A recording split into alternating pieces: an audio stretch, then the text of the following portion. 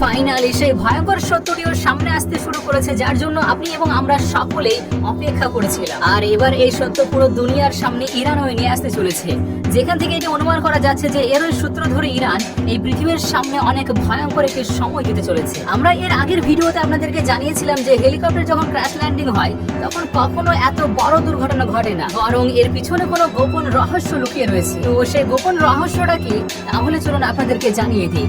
আর সেটি যে তিনটি হেলিকপ্টার ছিল, এই তৃতীয় নম্বর হেলিকপ্টারের একজন যাত্রী এবং স্টাফ অফ চিফের মুখ থেকে সম্পূর্ণ পৃথিবী এটি ডিসকাস করছিল যে যেহেতু সেখানে তিনটি হেলিকপ্টার ছিল আর তিনটি হেলিকপ্টার একই রাস্তা দিয়ে যাচ্ছিল, তাহলে সেই তিনটের মধ্যে দুটো কিভাবে বেঁচে গেল আর একটি কিভাবে ধ্বংস হলো, আর সেটি আবার সেই রাষ্ট্রপতি এবং বিদেশ মন্ত্রীর ওই হেলিকপ্টার।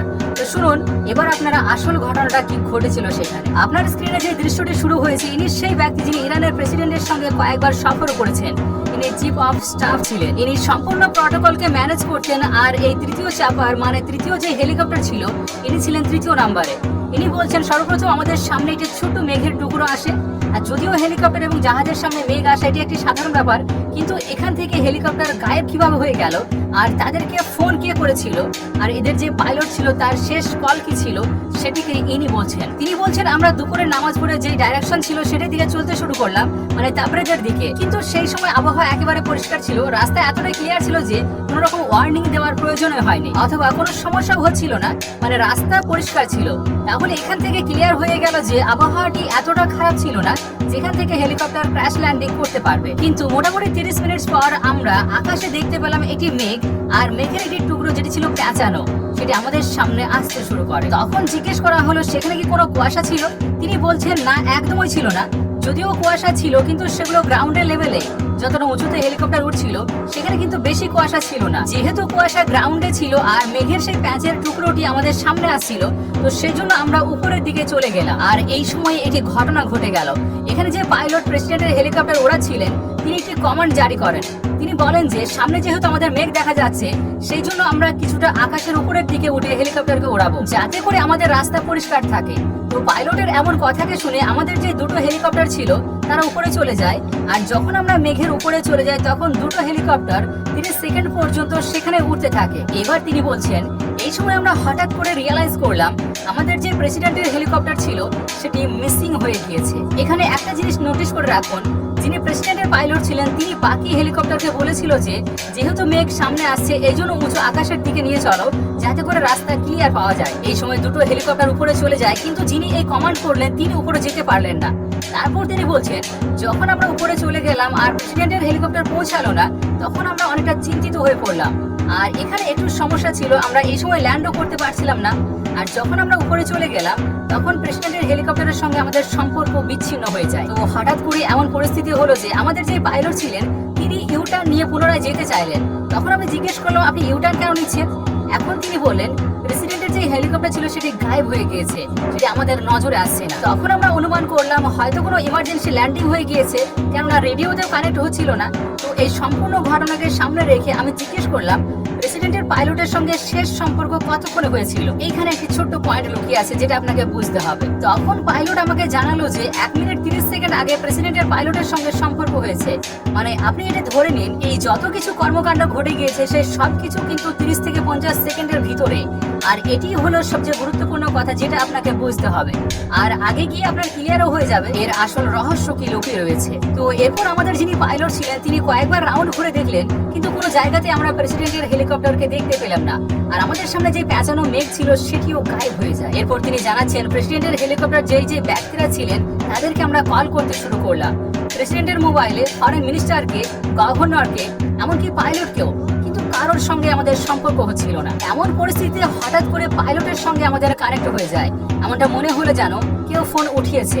তো তারপর যখন আমরা ফোনে কথা বলে দেখলাম তখন শুনতে পেলাম আয়াতুল্লাহ আল হাশিমি যিনি ইমাম ছিলেন তার কণ্ঠস্বর। ফোন উঠিয়ে তিনি আমাদেরকে জানালেন তার শরীর ভীষণ খারাপ, তিনি খুব একটা ভালো মনে করছেন না, তিনি ঘাবড়ে গিয়েছেন এবং বলছেন যে কিছু একটা হয়েছে।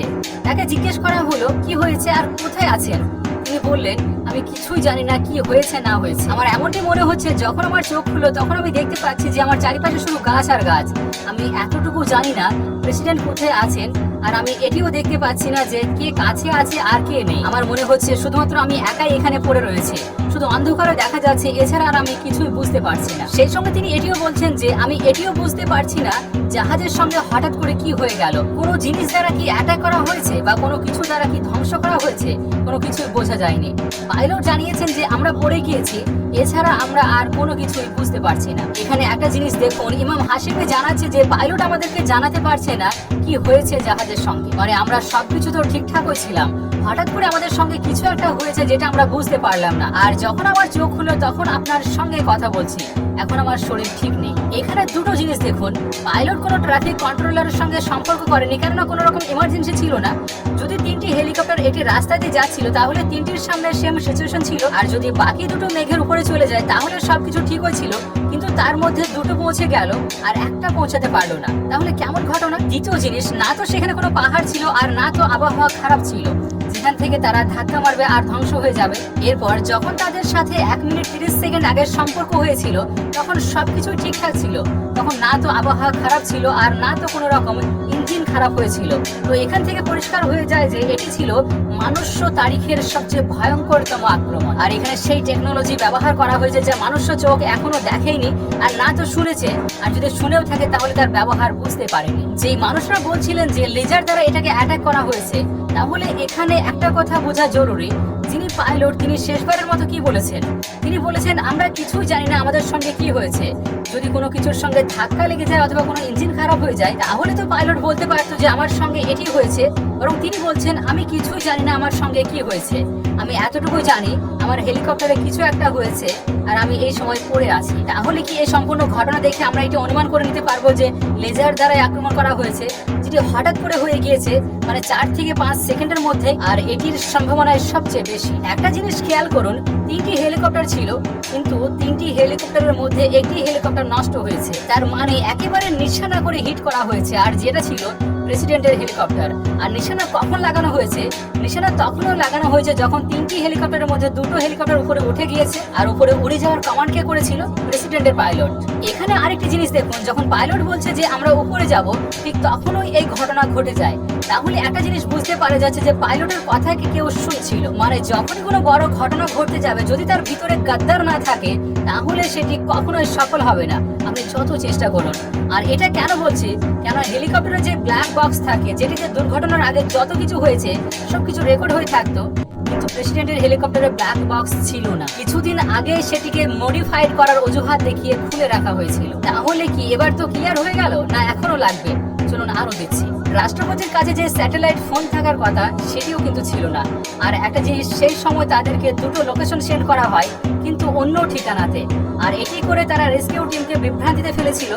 যদি কেউ বেঁচেও থাকে তবুও যেন সাহায্যের অভাবে সে শেষ হয়ে যায়। তাহলে আমাদেরকে এটি মেনে নিতে হবে যে শত্রু আপনার একেবারে ভিতর পর্যন্ত প্রবেশ করে গিয়েছে, যেটিকে হয়তো তারা অনুমানই করতে পারছে না। এমন পরিস্থিতিতে যদি ইরান, চায়না কিংবা রাশিয়ার সাহায্য না নেয় তাহলে তাদের নিজের প্রাণ পর্যন্ত বাঁচাতে পারবে না। দেখুন, আজ রাষ্ট্রপতিকে সরিয়ে দেওয়া হলো, তাহলে কোনো কি গ্যারান্টি আছে যে কাল আর্মি অফ চিফকে উড়িয়ে দেওয়া হবে না কিংবা কোনো বৈজ্ঞানিককে শেষ করা যাবে না? আর এমনটি হয়েছেও, এর প্রথমেও অনেকবার বৈজ্ঞানিকদেরকে শেষ করা হয়েছে। তাহলে ভেবে দেখছেন যে ইরানের সিস্টেম কতটা দুর্বল হয়ে আছে, আর যেটিকে এখনো তল্লাশি করা জরুরি। যদি এমনটি না করা হয় তাহলে এর মূল্য কিন্তু ইরানকে আরো দামি দামি জিনিসের মাধ্যমে শোধ করতে হবে। আজকের জন্য শুধুমাত্র এই পর্যন্তই।